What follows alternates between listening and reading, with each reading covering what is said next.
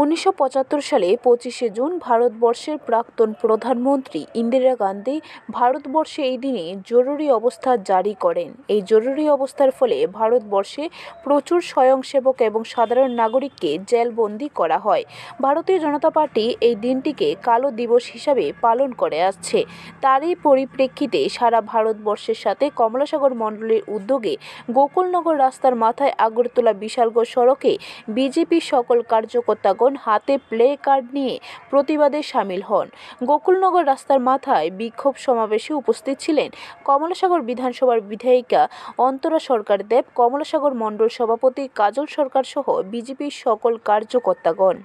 জন্য আজকে আমরা এই দিনটিকে আখ্যায়িত করেছি যে কালা দিবস হিসাবে।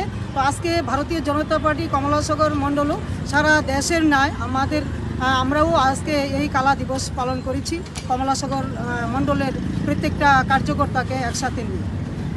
ব্যুরো রিপোর্ট, খবর ত্রিপুরা।